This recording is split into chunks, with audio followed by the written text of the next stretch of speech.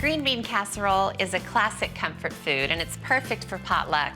I see it at pretty much every potluck we ever have at our church. Traditional green bean casserole usually involves cracking open some cans of green beans, some other cans of things, mixing them together and baking them. But I make a homemade green bean casserole that is so good, it is over-the-top delicious. I've got some butter that I melted in a pan, and I sprinkled in a 1/4 cup of flour. And I'll just whisk this together. I'm basically making a roux as the basis for a sauce. And I'll just let that cook around for a couple minutes. And while that's cooking, I'll measure some milk and half and half, which I think makes for a pretty darn good green bean casserole. I'll do 2½ cups of whole milk and a little half and half, about half a cup. All right, this is cooked and it's looking good. So I'm just gonna pour the milk and whisk it as it goes in. With the classic green bean casserole, creamy soup is one of the ingredients. So this is sort of to replace the creamy soup. All right, this is gonna take a few minutes to bubble up. And just like the meatballs, this is a perfect dish for potluck because I can make it the night before, keep it in the fridge, and then bake it the next day. I'm gonna go ahead and season it with a little salt, plenty of pepper. Why is black pepper so good in white sauce? They just go together. And a little cayenne. This is another thing that sets it apart from the traditional green bean casserole. It's got a little bit of a kick to it. Now I'll just let this cook for a few minutes and thicken and bubble up. And I'm gonna grate some cheddar cheese. You can also do Monterey Jack cheese, which would keep the dish nice and white and creamy. But I love cheddar cheese. And I have a big block in my fridge I need to use up. So, all right, I need about a cup. And I've been talking about cheese so long that I actually grated more than a cup, but I'll go ahead and use it. You can never have too much cheese. Well, maybe you can, but I haven't found a limit yet. Okay, now I'll let the cheese melt into the sauce. This is gonna turn into a wonderful, delicious cheese sauce. And then I'm gonna add this skillet full of utter deliciousness. I just fried 4 slices of bacon cut into pieces in a skillet over medium heat for about 2 minutes. Then I added a half a large onion that I diced, a finely diced red bell pepper, 3 cloves of minced garlic, then cooked them for 3 to 5 minutes. Oh, this smells so good. Bacon smells good no matter what you cook it with. Then I'll just stir it. And that's the sauce for the green bean casserole. Okay, now for the green beans. I blanched these green beans, and that's part of what sets this apart from your average green bean casserole, which is commonly made with canned green beans. I just blanched the green beans, threw them into boiling water for about a minute, minute and a half, and then I plunged them into ice water to stop the cooking process. And what that did is it just brightened them up, made them really, really beautiful and green, and it's gonna let them stay crisp in this casserole. All right, I'll just even those up. And then the sauce gets poured all over the top. Oh my word, this looks good. And it smells good, and it's gonna taste good. Who knew green bean casserole could be so decadent? Yummy. Then I'll just spread it to even it out. And then for the top of the casserole, I like to use panko breadcrumbs, which are nice and crisp and crunchy. The traditional topping for green bean casserole is usually French fried onions or crumbled potato chips, and I like those too. But this is just a nice updated change. All right, you gotta try this. It is so good. Now I'm just gonna cover it up, stick it in the fridge, and then in the morning before church, I'll bake it along with the meatballs. Perfect potluck dish.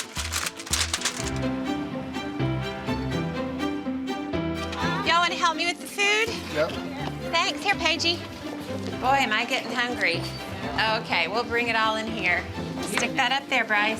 This needs to go in the oven and heat for a little while. Yep. Good morning. How are you? Good morning. And it is the Parish potluck as we gather up and share food, one of my favorite times. So by all means, don't forget and don't leave too quickly.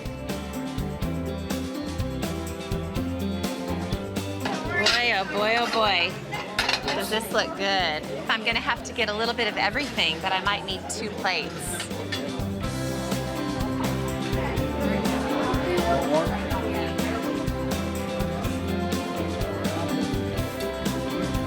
I'm not sure if I've ever mentioned this, but potluck is my favorite kind of food. Todd, if you have Jell-O for your main course, what are you going to have for dessert? I might get some cake. But you can have my raspberry. Okay, I'll do that. So Bryce, what did you like that you got?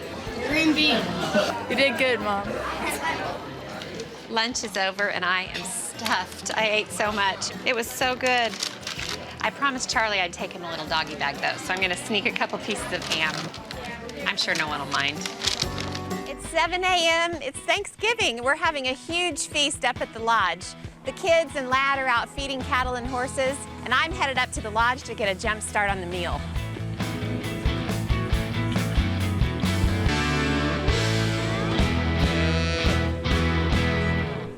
The first time I cooked the entire Thanksgiving feast for our family, I was so terrified. But it all turned out fine. In fact, some of it was really delicious. So I felt so good about myself, and I'm always happy to cook Thanksgiving dinner. I've learned through the years that the more you do ahead of time, the better. I'm gonna whip up another one of my very favorite Thanksgiving side dishes, green beans and tomatoes. It starts with 8 slices of bacon. I just cut them into chunks, and I've been sauteing it just over medium-low heat. I just wanted to render the fat. So now I'm gonna throw in 1 chopped onion, bacon and onions cooking. I mean, there is nothing like it. I don't want to get too much color on it. I just want the onions to start cooking a little bit. All right, now I've got some fresh green beans and I just washed them up. And I am very relaxed about trimming green beans. I just sort of stack up a few and chop off the ends.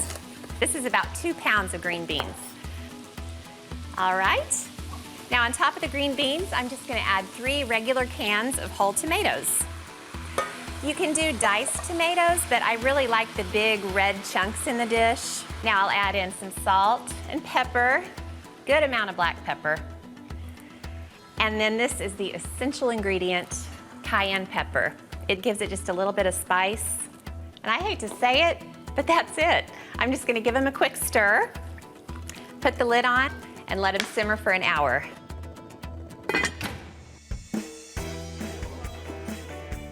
It's called stuffing if you stuff it in the bird. It's called dressing if you put it in a pan and bake it. So I'm gonna make dressing, basically. So I started by cooking some sausage in the skillet. I took it out and put it in a bowl. And so the flavor of the sausage is still in there. So I'm gonna add some mirepoix, which is nothing more than, sorry, what happened here? Nothing more than onions, carrots, and celery. Then I have some chopped fresh thyme, and I'll add it to the veggies, and then a little bit of salt. I'm gonna crank up the heat, and I'm gonna cook these veggies until they start to sweat. And by that time, I'll probably be sweating too. Don't go away. So the stuffing needs liquid, so I'm gonna add an entire carton of low sodium chicken broth. You can use veggie broth or turkey broth, any kind of broth. And I'm gonna add some ground sage, which is a very quintessential Thanksgiving herb. And then thyme, more thyme. There's fresh thyme in here, and this is dried thyme. And then I like to add a tiny pinch of turmeric. If you add too much, it will turn whatever you're cooking like bright orange yellow. So I just add, seriously, a pinch, and it adds just a tiny bit of like golden, beautiful color without turning your stuffing fluorescent orange. Okay, so that is looking great. Look at this, Alex. Basically, it looks like soup at this stage. I've got 2 kinds of bread. And girls and boys, if you're making Thanksgiving dinner and you've got to make the stuffing, you have to plan ahead of time. I actually cut up this bread 2 days ago and put them on sheet pans so they could totally dry out. Uh-oh. Run away. You want the bread to be completely dry. And listen, That's how dry that bread is. Now, I am a big believer in cornbread stuffing, and so I also made cornbread like 2.4 days ago, and I cut it into cubes, and it has been drying out too. So we got a mix of French bread and cornbread. So look at this, Alex. Down in the bottom is the sausage, okay? I love sausage in stuffing / dressing. Okay, so the liquid is now liquidy and hot. So basically what you want to do is grab a couple of ladles at a time and get the veggies and the liquid, spoon it over, do a little tossing. You don't want to pour it in all at once. Oh, it smells so good. Couple more ladles and toss. So I'm going to do the same thing until I've used up all the liquid. Fresh parsley. All right, should we put this in the oven? Oh yeah. So I'm going to bake the stuffing at 350 degrees until the top gets nice and crisp and it's all heated through. Oh, it smells so good in this kitchen, I'm telling you. Here is the dressing / stuffing / dressing. Look, is that beautiful or what? And you can't tell this, but the surface of the bread is just as crisp as can be and then so soft underneath. I'm gonna make potatoes. Not just any potatoes, scalloped potatoes. Not just any scalloped potatoes, over the top scalloped potatoes. And I'm telling you what, these are incredibly delicious. You are going to absolutely fall in love. They're perfect for any spring dinner, lunch, brunch, whatever you got planned. I have some heavy cream and half and half in this saucepan, and I've just been warming it up. I'm not gonna bring it to a boil or anything, it just needs to be warm. And I sprinkled in some salt and pepper, and I'm gonna add a little bit of flour. And this is just the mixture that will kind of provide the cream base for the scalloped potatoes. So it's not very much flour, just enough to make the whole mixture really thick. Scalloped potatoes are such a quintessential spring side dish. I don't know why necessarily, they're just amazing. I love serving them for like Easter dinner, Easter brunch, and they go with everything. I'm making lamb chops, as I said, but they go so great with ham, beef, anything you want to make. Okay, that little cream base is ready, nice and warm. So I'm going to start assembling the potato dish. I'm using a very generously buttered baking dish, and I have a whole bunch of sliced potatoes. They were sliced on a mandolin just to get them really super thin, and that's what makes this potato dish so wonderful. First of all, it gives the potatoes a chance to actually cook and get tender. If they're too thick, you kind of have to bake it for too long and it just becomes kind of a chore. But they also create this incredible, just layered potato vibe. So good. All right, so I'm putting about 1/3 of the potatoes in the dish first. And I also have a mixture of bacon and caramelized onions. I just fried some bacon, added some butter, and cooked onions with the bacon until, as you can see, they're just golden and incredibly flavorful. This really packs a punch because it's just been caramelized for so long, so you don't have to add very much to each layer for it to really add that flavor. And I have 2 different cheeses, Fontina, I'll add 1/3 of that, and Gruyere, 1/3 of that. And then I'll go back to my little saucepan of cream and half, flour, salt, and pepper. And I'm gonna pour 1/3 of this over the potatoes. Now you could pour this on at the very end, but I like actually pouring it on in layers so you can be sure that everything gets totally coated in the cream. Okay, so that's 1 layer. I'm gonna do 2 more exactly like this. So here goes with layer 2. Potatoes, bacon and onion, the cheeses, Fontina and Gruyere, and 1/3 of the cream mixture. Then it's more of the same. adding layers of potatoey, bacony deliciousness, the rest of the cheese, and the cream. I'm gonna cover the dish with foil. You cannot imagine how good it smells already. So it is going to just fill the kitchen with delicious smells the whole time it's baking. So these are gonna bake at 350 degrees for about 40 minutes, and then I'll take the foil off and let it go for another 20. These will be ready when the lamb chops and carrots are done. These lamb chops look incredible. These potatoes look magical. And look at these carrots. Ooh. All right, a couple of garnishes. That's all that's left. On the lamb chops, I'm just doing parsley. It makes it look exceptionally gorgeous, and a little extra herbs in the springtime never ever hurt. And then for the potatoes, I have some scallions / green onions, plenty of those on top. Okay, what a spread. Now let me show you what it's gonna look like on the gorgeous table.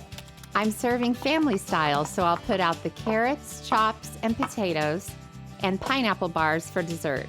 With the flowers and the simple setting, it'll be a perfect spring supper. Well, I have an idea for a Thanksgiving breakfast casserole that is so scrumptious. It has all the flavors of Thanksgiving, but you can make it the night before, which makes it very easy, and it's just the thing to eat for breakfast on Turkey Day. I started by cutting up some cinnamon raisin English muffins. This casserole has a nice savory sweet flavor. I'm gonna check what's in the skillet. I've got a mixture of diced Granny Smith apples and diced onion. I also added some fresh sage just to really up the Thanksgiving flavor, and I sauteed it until it's soft. So I'm gonna turn off the heat and just let that sit. And now I'll whip up the egg mixture. Got a bunch of eggs for the casserole, and I'll start by mixing them up a bit. And to make them a little creamy, I'll add some whole milk and half. Callie, by the way, is a friend of mine. She has a store right across the street from the Merc. She and her husband, Joey, are such a sweet couple. I love to make breakfast casseroles the night before Thanksgiving. It's really great to have it ready to go in the fridge when you wake up and just pop it in the oven. We don't wind up eating Thanksgiving dinner until later in the day, so it's nice to start the day with a little something to eat. Okay, while I keep mixing this up, I've got time for another question. Hi, Ree. If I'm cooking my own Thanksgiving dinner, what's the first thing I should do? Oh, Mackenzie, so you're making your first Thanksgiving meal. Well, my first piece of advice would be run for the hills. I'm just kidding. Actually, making your own Thanksgiving feast is so fun and so rewarding. The first thing you need to do is decide what you're gonna make. From there, you make the grocery list, then you do your shopping, and then you can plan out each day before Thanksgiving. If you make lists and prep, you will have so much fun. Pen and paper are definitely your friend. Good luck, you can totally do this. Now I'm gonna go ahead and assemble the breakfast casserole. I have a buttered baking dish, and I'm gonna add half of the English muffins first. Now I've got some cooked breakfast sausage. This is sage sausage, but it would also be delicious if you used maple sausage. Scrumptious. Okay, I'm spreading that out. And then I'm gonna grab the skillet with the onions and the apples, and I'll add half of that. I use so many apples on Thanksgiving Day between this casserole, the Thanksgiving dressing, apple pie. I mean, I don't even want to think about how many apples I go through. Now I have some freshly grated white cheddar. Any cheese works. You can do sharp cheddar, you can do pepper jack, or just plain Monterey Jack. Okay, now I'm gonna do the same thing a second time.